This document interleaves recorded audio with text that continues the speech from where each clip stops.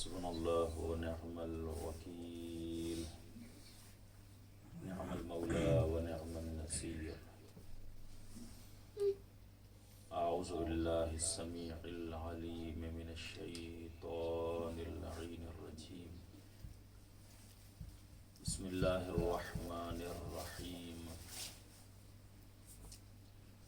الحمد للہ الذی جعلنا من المتمسکین بولایت امیر المؤمنین علی بن ابی طالب علیہم السلام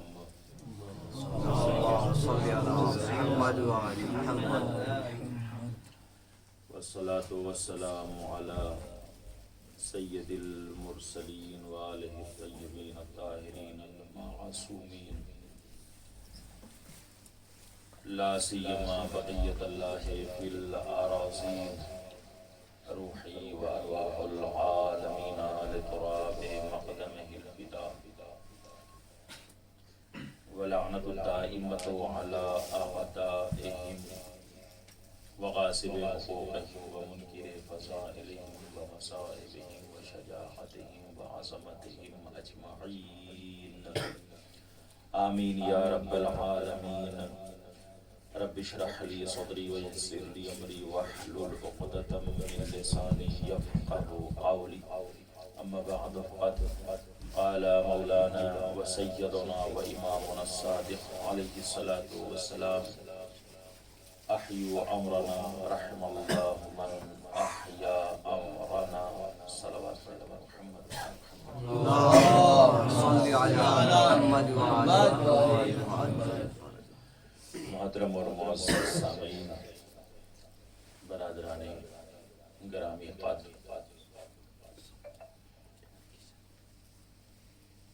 ماہ مبارک رمضان کی بابرکت اور نورانی لمحات کو مزید منور کرنے کے لیے امام علیہ السلام کی کلام نورانی سے گفتگو کا آغاز کیا ہے. اسی کے ذیل میں کچھ معروضات حضرات کی پاکیزہ سماعتوں کے حوالے کرنا ہے. اپنی حاضری اور مجلس اعزا کی قبولیت کے لیے مل جل کر آپ حضرات ایک نعرہ صلاۃ ارشاد فرما دیجیے. اللہم صل علی محمد. اقلیم ولایت کے ہادی برحق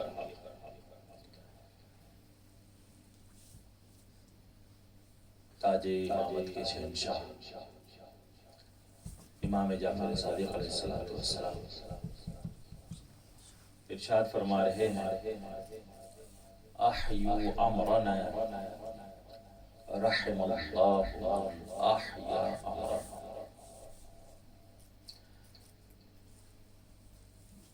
اب یہاں پر اکثر ہم اس حدیث کو کتابوں میں پڑھتے تھے اور گزر جاتے تھے ہلکا سا سرسری سا اس کے اوپر توجہ کر کے.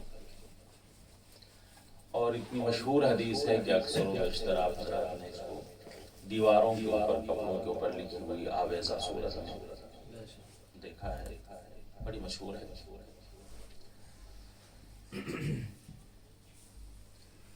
تو آج سوچا کہ یہ حدیث جو کہ بہت معروف ہے اس کے اوپر ذرا آپ حضرات کی خدمت میں وضاحت کر دی جائے. سب سے پہلے ہمیں ملاحظہ کرنا ہوگا کہ یہاں پر احیو کون سا صیغہ ہے، اور ذہن میں اس لیے آیا کہ جب آ رہے تھے وہاں سے نکل کے تو کہ ہم نے یہ دیکھا کہ ماہ مبارک رمضان سے تو طول السنہ مجالس کا سلسلہ ہے ہی اشرف میں، مگر بالخصوص ماہ عزا اور اس ماہ مبارک میں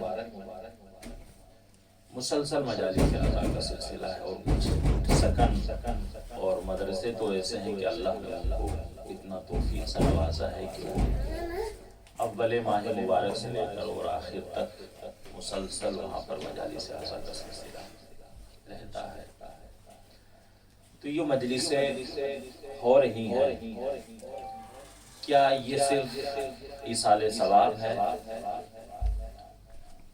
یا یہ صرف اپنے استفادے کے لیے ہے کہ ہم ماشاءاللہ بہتر سے بہتر خطبہ کو وعلیکم السلام ورحمۃ اللہ، بہتر سے بہتر خطبہ کو اور نئے نئے چہروں کو الحمدللہ سماعت فرماتے رہتے ہیں؟ اب ظاہر سی بات ہے کہ کثرت مجالس ہوگی تو پھر کثرت خطبہ بھی رونما ہوگا، اور یہ بڑا اچھا ایک سلسلہ ہے۔ تو کیا اس لیے کہ ہمیں نئے نئے خطبہ سننے کو ملیں اس لیے مجالس ایسا برپا کی جا رہی ہیں؟ نہیں میرے عزیز۔ تو کیا یہ سال ثواب مقصد ہے؟ نہیں، ایسا بھی ہے زینت۔ تو پھر ہدف کیا ہے، مقصد کیا ہے؟ پھر یہ امام علیہ السلام کی حدیث مبارکہ ذہنوں میں گردش کرتی ہے، احیو امرنا رحم اللہ من احیا امرنا۔ اب ہمیں یہ دیکھنا ہے کہ یہاں پر احیو کون سا صیغہ ہے؟ افاضل تشریف فرما ہے، تذکرن آپ کی خدمت میں ذکر دوں کہ احیو صیغہ امر ہے، یعنی امام علیہ السلام گویا کہ ہم کو حکم دے رہے ہیں زندہ کرنے کا۔ پھر ایک سوال ذہن میں آتا ہے کہ احیو صیغہ امر تو ہے، امام حکم دے رہے ہیں، لیکن یہاں پر حکم مولوی ہے یا حکم ارشادی ہے؟ پھر میں تذکرن آپ کی خدمت میں ذکر دوں، فاضل تشریف فرمائے کہ حکم مولوی یعنی اللہ کا وہ حکم جو اس نے اپنے رسول کے ذریعے سے ہم تک پہنچایا ہے، جس کو بجا لانا، جس کی تکمیل ہمارے اوپر واجب ہے اور اس کو ترک کرنا گناہ، یہ ہے حکم مولوی۔ حکم ارشادی جسے کہتے ہیں، حکم ارشادی وہ حکم ہے کہ ہمیں حکم تو دیا گیا ہے، لیکن اگر ہم اس کو انجام نہ دیں تو انجام نہ دینے کی صورت میں ہم گنہگار نہیں ہوں گے، لیکن اگر اس کو انجام دیا جائے تو پھر ہمارے لیے فائدہ ہی فائدہ۔ تو یہ جو حکم ہے یہاں پر، یہ حکم مولوی نہیں ہے بلکہ حکم ارشادی ہے، یعنی امام جعفر صادق علیہ السلام صلوات پڑھیں گے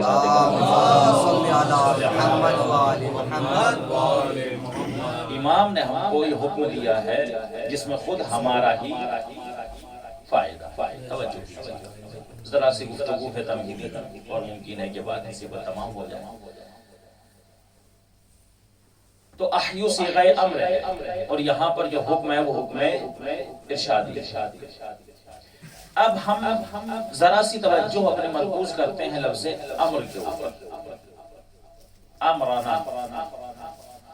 تو یہاں پر بعض نے کہا ہے کہ یہاں پر جو لفظ امر، اگر ہم لفظ امر کو ترجمہ کرتے ہیں کام، جس کی جمع بنتی ہے امور،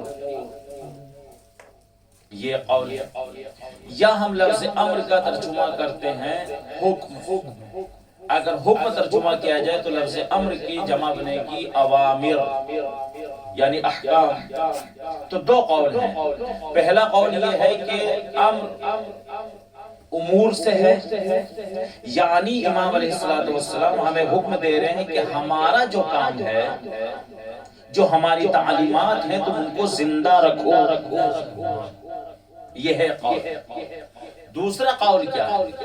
دوسرا قول یہ ہے کہ یہاں پر جو امر ہے یہ واحد ہے عوامر کا، عوامر یعنی احکام، یعنی امام علیہ السلام ہم کو یہ حکم دے رہے ہیں کہ ہمارے عوامر کو، یعنی کیا امر کیا ہے؟ سب سے بڑا حکم دین اسلام، یعنی دین اسلام کو زندہ رکھو، ہمارے مشن کو زندہ رکھو، ہماری محبت کو زندہ رکھو، ہماری مودت کو زندہ رکھو، اور ہمارے ذکر کو زندہ رکھو۔ یہ ہے دوسرا۔ اب اگر ان دونوں اقوال کو آپس میں ضم کیا جائے تو پھر ترجمہ یہ ہوگا کہ امام علیہ السلام جو ہمیں حکم دے رہے ہیں احیو امرنا رحم اللہ من احیا امرنا، ہمارے امر کو زندہ رکھو، یعنی ہماری تعلیمات کو زندہ رکھو. اور ہماری تعلیمات کیا ہیں؟ ہماری تعلیمات یہ ہے کہ دین کو زندہ رکھا جائے، پرچم دین کو بلند رکھا جائے. مودت کو، محبت کو زندہ رکھو. محبت اور مودت کو زندہ کب رکھا جائے گا میرے عزیزوں؟ جب ان کا ذکر ہو. یعنی المختصر گفتگو کو کرتے ہوئے ایک جملے مفہوم میں پہنچاؤں، یعنی امام یہ کہنا چاہتے ہیں اگر تم دین کو زندہ رکھنا چاہتے ہو، قرآن کو زندہ رکھنا چاہتے ہو، ہمارے تعلیمات کو زندہ رکھنا چاہتے ہو تو ہمارا ذکر ہو. اس لیے کہ اسی ذکر کے ضمن میں اللہ کا ذکر بھی ہوتا ہے، اسی ذکر کے ضمن میں قرآن کا ذکر بھی ہوتا ہے، اسی ذکر کے ضمن میں ہماری احادیث کا ذکر بھی ہوتا ہے. یعنی امام کھل کر یہ کہنا چاہتے ہیں کہ جتنا زیادہ تم فرش عزا بچھاؤ گے اتنا ہی دین کا احیا بھی ہوگا، ہماری تعلیمات کا بھی ہوگا. ایک صلوات پڑھنے پر محمد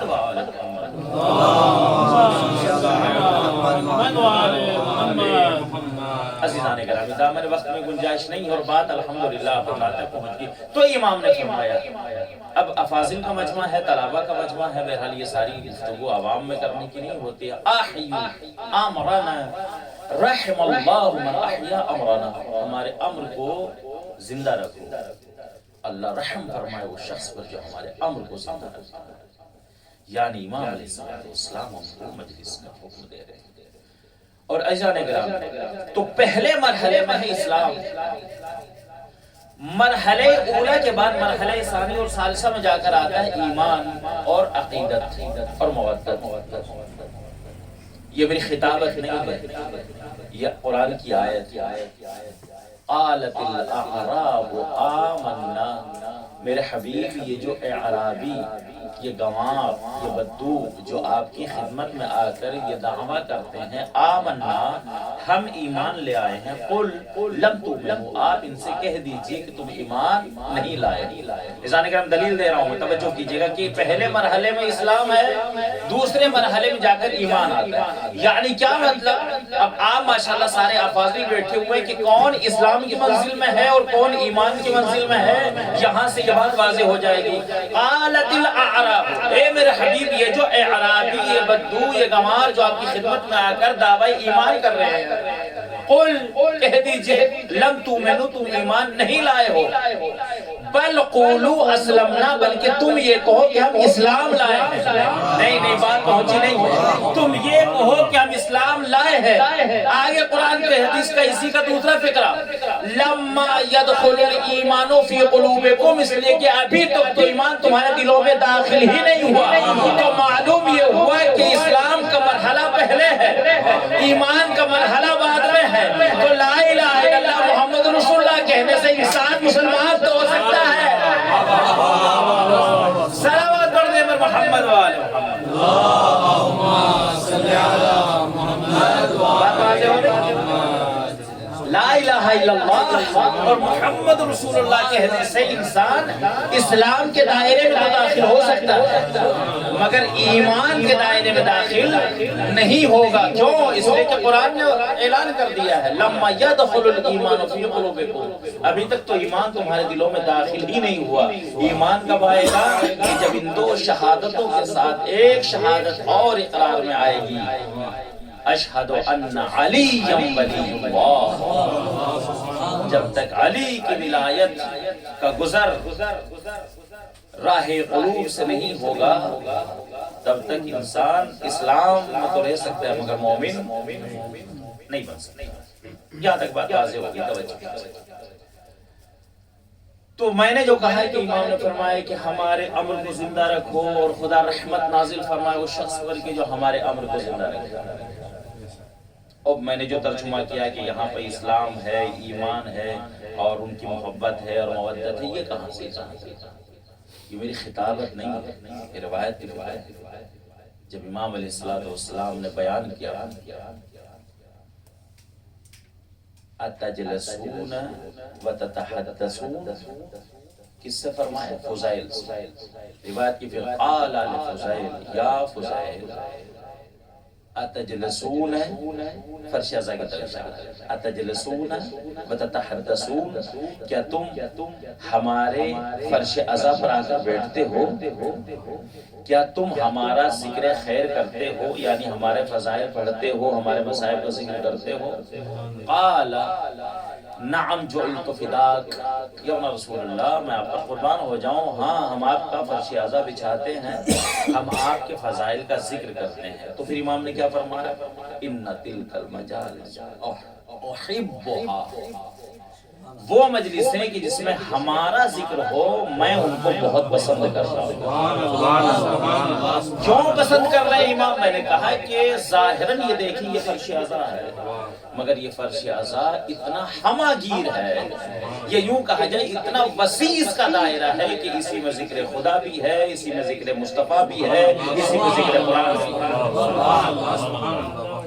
یہی ہماری مجالس کا آپ دیکھ لیجئے، سب سے پہلے تلاوت قرآن ہوتی ہے، پھر رسول اللہ جس کو نعت رسول آپ کہہ دیجئے اس کا ذکر ہوتا ہے، پھر فضائل اہل بیت علیہ السلام، اور پھر جب فضائل اہل بیت شروع ہوتے ہیں تو پھر ہم اتنا کرتے ہیں کہ امام علیہ السلام کی اس حدیث کے زمرے میں آ جائیں اتجلسون وتتحدثون، کہ تم بیٹھتے ہو اور ہمارا ذکر کرتے ہو. اسی لیے لوگ کہتے ہیں کہ مناسبت کوئی بھی ہو مگر جتنا علی کا ذکر ہوتا ہے اتنا کسی کا ذکر نہیں. یہ مقام فخر میں بھی ہم کہہ سکتے ہیں، قسم خدا کی مقام، لیکن کبھی کبھی مقام افسوس ہمیں دوسری جہت سے یہ ہوتا ہے کہ ذکر کے عنوان سے مجلس کسی اور کی رکھی گئی ہے، محفل کسی اور کی ہے، مگر ذکر پھر دوسری شخصیات کا. ابھی آپ امام حسن مجتبی مولانا زاہد صاحب کا چہرہ دیکھ کر مجھے رات کی ان کی گفتگو یاد آ گئی کہ امام حسن مجتبی علیہ السلام ایسے تو مظلوم ہیں ہی تمام امام، مگر ذکر کے حوالے سے بہت زیادہ مظلوم ہیں. آپ کی ولادت آتی ہے، بہت کم محافل کا انعقاد، بہرحال اس سال تو ماحول بہتر نہیں تھا اور خدا تمام شان حضر کرات کی حفاظت فرمائے. تو یہی نہیں بلکہ پوری دنیا میں اس پیمانے پہ محفلیں ہوئی الحمدللہ، اس لیے کہ اہل بیت کی خوشی ہر خوشی پر مقدم ہے اور ہر غم پر مقدم ہوئی ہیں محفلیں، لیکن اس پیمانے پر جو ہونی چاہیے کہ وہ امام حسن علیہ السلام کی محافل نہیں ہو سکتی. پھر اگر ہم شہادت کی بات کریں 28 سفر وہ رسول اللہ کے ساتھ ضم ہو جاتی ہے امام حسن، یعنی ایک ہی مجلس میں آدھا ذکر رسول اللہ کا ہوتا ہے، آدھا امام حسن. اور یہی میسج ہم نے پٹنہ میں مجالس پڑھتے ہوئے بھی یہی میسج دیا تھا کہ اتنے مظلوم ہے شخصیت امام حسن مجتبی علیہ السلام کہ کم سے کم کوئی ایک خمسہ کوئی ایک عشرہ ایسا ہو جو صرف بعنوان امام حسن مجتبی علیہ السلام. کتنے فضائل ہیں امام حسن مجتبی علیہ السلام. اور ہم نے پہلی مجلس میں تذکرن یہ بات کہی تو آگے لوگوں نے خواہش کر دی کہ قبلہ پھر نیکی اور پوچھ بہتر ہے کہ جو آخر کی 4 مجلسیں بچی ہیں صرف امام حسن کے اوپر ہو جائے، تو پھر پورا خمسہ بلا ارادہ طور پر پورا خمسہ شروع ہو گیا امام حسن مجتبی علیہ السلام. اور یہ تعریف کی بات نہیں، حقیقت ہے، قسم خدا کی. جتنا لطف ہم لوگ خود پڑھتے ہوا ہے اور مومنین نے جو مجلسوں کے بعد ذکر کیا کہ اس سے پہلے ہم نے اتنی تفصیل سے امام حسن علیہ السلام کا ذکر نہیں سنا. تو یہ مقام فخر نہیں ہے بلکہ یہ مقام تفکر ہے. میں آپ حضرات کی خدمت میں ساتھ چکا علماء اور خطباء تشریف فرما ہے، یعنی کچھ ذوات مقدسہ ایسی ہیں کہ جن کا ذکر بہت کم ہوتا ہے، لہٰذا ہمیں غور و فکر کرنا چاہیے کہ ان کے اوپر بھی ذکر ہونا چاہیے. بات چل رہی تھی رحم اللہ من احیا امرنا، کہ جو ہمارے امر کو زندہ رکھے اللہ اس پر رحم نازل فرمائے. عزیزان آج یہ 18 مبارک رمضان ہے. باتیں تو بہرحال بہت ساری آپ حضرات کی خدمت میں پہنچانا چاہتے تھے لیکن میں وقت کی گنجائش نہیں.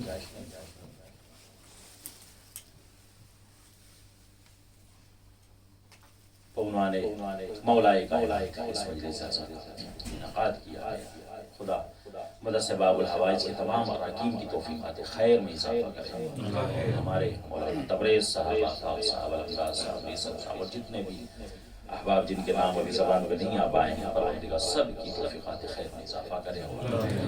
ماشاءاللہ بڑا عمدہ نظام اور بہت اچھے سے ان مجالس کو ہر سال اور ہر سال کی طرح اس سال الحمدللہ یہ مرحلہ 18 ماہ مبارک رمضان تک پہنچا، اور انشاءاللہ آگے بھی سلسلہ جاری و ساری رہے گا اور دیگر مجالس بھی ہو رہی ہیں۔ مگر آج جو شب ضرورت ہے مولا کائنات،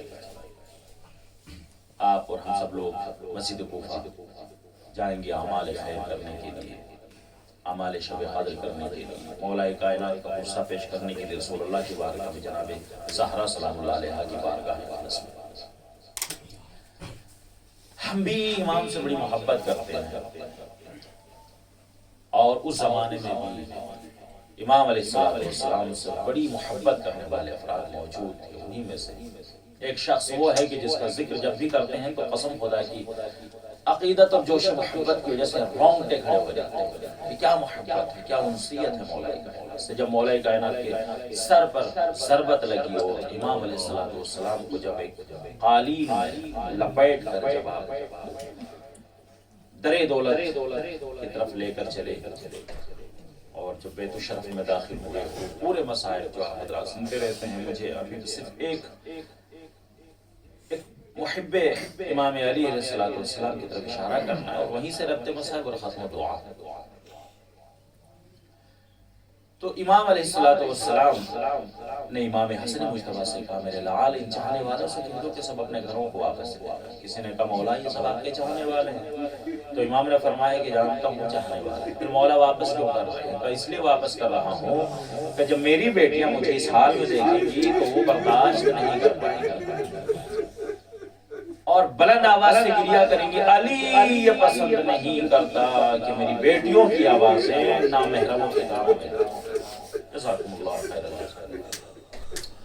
امام حسن مجتبیٰ نے آ کر سب سے کہا کہ سب واپس چلے جائیں۔ سب واپس چلے گئے۔ تھوڑی دیر کے بعد جب امام حسن مجتبیٰ علیہ السلام بیت الشرف سے باہر نکلے تو دیکھا چاہنے والا بیٹھا ہوا گریہ کر رہا ہے۔ امام علیہ السلام نے اس سے فرمایا کہ کیا تم نے نہیں سنا ہے کہ میرے بابا نے حکم دیا ہے کہ سب اپنے گھروں کو چلے جائیں؟ وہ چاہنے والے نے ہاتھوں کو جوڑ لیا کہ مولا میں نے سنا ہے مگر میرا دل نہیں مانتا کہ میں مولا کائنات کو اس حالت میں چھوڑ کر اپنے گھر میں جا کر آرام کروں۔ پھر کیا چاہتے ہو؟ چاہتا یہ ہوں کہ آخری مرتبہ میں مولا کی زیارت کروں۔ امام ہیں، خواہش کی چاہنے والے، واپس گئے، جا کر کہا مولا بابا جان فلاں چاہنے والا بیٹھا ہے، آپ سے ملنا چاہتا ہے۔ امام کی حالت کے امام سے بولا نہیں جا رہا۔ امام نے کہا کہ بلا لو، بلا لیا۔ امام علیہ السلام نے اپنے قریب بٹھایا، اور قریب بٹھا کر امام نے کہا لاؤ اپنا ہاتھ میرے حوالے کرو۔ اس نے ہاتھ بڑھا، امام نے اس کے ہاتھ کو پکڑا۔ ہاتھ کو پکڑنے کے بعد کہا شخص سنو، جب رسول اللہ کا آخری وقت آیا تھا تو جس طریقے سے آج تو میرے پاس بیٹھا ہے، میں رسول اللہ کے پاس بیٹھا ہوا تھا، تو رسول اللہ صلی اللہ علیہ وآلہ وسلم نے میرے ہاتھوں کو پکڑ کر کہا تھا اے علی جاؤ، جا کر مسجد نبوی کے ممبر سے یہ اعلان ہے الا ومن اقطع والدیہ فلعنۃ اللہ علیہ، الا ومن ابى من موالیہ فلعنۃ اللہ علیہ۔ مولا کائنات فرماتے ہیں کہ میں نے یہ اعلان کر کے میں ابھی نیچے اترنا چاہتا تھا کہ مجمع سے آواز بلند ہوئی، علی آپ کہنا کیا چاہتے ہیں، وضاحت کیجیے۔ مولا کائنات نے وضاحت نہیں کی، چونکہ رسول اسے کہتے ہیں اطاعت رسول، کہ جتنا کہا گیا صرف اتنا کرو۔ اعلان پہنچانے کی بات کی، صرف وضاحت کی بات نہیں، کہ مولا نے حکم پہنچایا واپس ہو گیا۔ یا رسول اللہ میں نے آپ کو حکم پہنچا دیا، مگر جب میں ممبر سے اتر رہا تھا تو مجمع میں ایک ہیجان تھا، ایک شور تھا کہ علی وضاحت کر دیجیے، آپ کہنا کیا چاہتے ہیں، کہ علی واپس جاؤ اور جانے کے بعد وضاحت کرو۔ مولا کائنات واپس آئے اور آنے کے بعد پھر وضاحت الا ومن اقطع والدیہ فلعنۃ اللہ علیہ۔ وہ شخص کی جس پر اس کے والدین ناراض ہوں، اس کو آخ کروائیں، اس پر اللہ کی لعنت ہے۔ الا ومن ابقا من موالیہ فلعنۃ اللہ علیہ، وہ غلام جو اپنے آقا کو چھوڑ کر بھاگ جائے اس پر اللہ کی لعنت ہے۔ امام علیہ السلام ایسے ہاتھوں پکڑے ہوئے اور بیان کیے، یا علی اعلان کرو۔ مولا کائنات فرماتے کہ میں نے منبر پر بیٹھ کر اعلان کیا تھا، یا علی لوگوں سے جا کر کہہ دو، یا علی انا وانت ابوا هذه الامه فمن ابقى عنا فلعنۃ اللہ علیہ۔ اے علی میں اور آپ دونوں اس امت کے باپ ہیں، لہذا جو ہماری نافرمانی کرے اس پر اللہ کی لعنت ہے۔ اللہ اکبر، اللہ اکبر، جو ہماری نافرمانی کرے اس پر اللہ کی لعنت ہے۔ عزیزان گرامی، امام علیہ السلام بیان کرتے جا رہے ہیں، دیا کرتے جا رہے ہیں، چاہنے والوں میں بھی رونے کا کوہرام برپا ہے۔ ایک مرتبہ دروازے پر دق الباب ہوا، امام حسن دروازے پر گئے، کیا دیکھا کہ کوفہ کے بچے، چھوٹے چھوٹے بچے، یتیم بچے، مسکین بچے، فقیر بچے اپنے ہاتھوں میں کاسے لیے کھڑے ہیں اور سارے کاسے دودھ سے بھرے ہوئے ہیں۔ امام علیہ السلام نے کہا، اے بچوں یہ دودھ کیوں لے کر آئے ہو؟ بچوں نے کہا کہ مولا ہم نے اپنی ماں سے سنا ہے کہ آج ہمارے باپ کے سر پر ابن ملجم نے تلوار اے مولا ہمیں نہیں معلوم کہ ہمارا باپ کون تھا، ہم نے اپنے باپ کو نہیں دیکھا ہے، مگر آج ہماری ماں نے بتایا کہ تمہاری کفالت جو کرتا تھا وہ تمہارا باپ علی مرتضیٰ ہے، لہذا جو علی ہمارا اتنا خیال رکھتے تھے آج ان کے سر پہ ضربت لگی ہے تو ہم دودھ لے کر آئے ہیں تاکہ مولا کی خدمت میں پیش کرے۔ عزیزو امام نے وہ دودھ لیا، مولا علی کی خدمت میں پیش کیا۔ مولا کائنات نے پوچھا میرے لال حسن اتنا دودھ کہاں سے لے کر آئے ہو؟ کہا بابا کچھ بچے آئے تھے آپ کے چاہنے والے، وہ آپ کی خدمت میں پیش کر کے گئے ہیں۔ امام نے جیسے ہی دودھ کو دیکھا امام علیہ السلام کو کربلا یاد آ گئی، ارے آج میرے سر پہ ضربت لگی ہے، کوفہ کے بچے میرے لیے اتنا دودھ لے کر آگے، مگر ہائے وہ زمانہ بھی آئے گا جب کربلا کا میدان ہوگا، میری پوتی سکینہ ادھر سے ادھر دوڑ رہی ہوگی، ایک آج کیسے تو قطرے پانی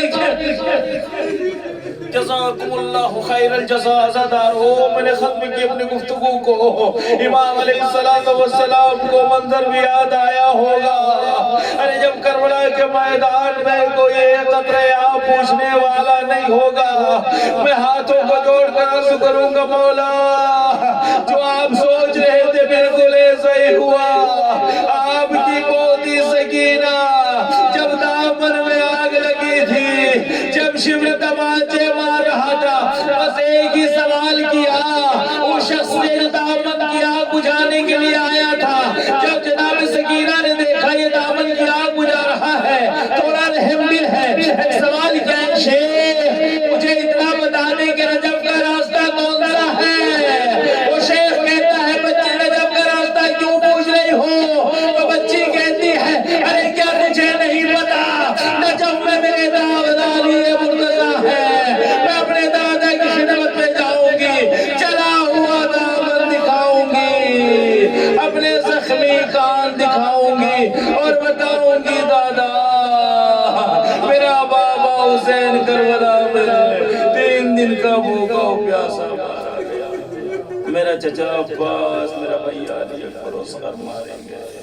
اے چچا اے دادا ہم یتیم ہوئے، اللہ الحمد اللہ اللہ قوم الظالمین وسيعلم الذين ظلموا أي منقلب ينقلبون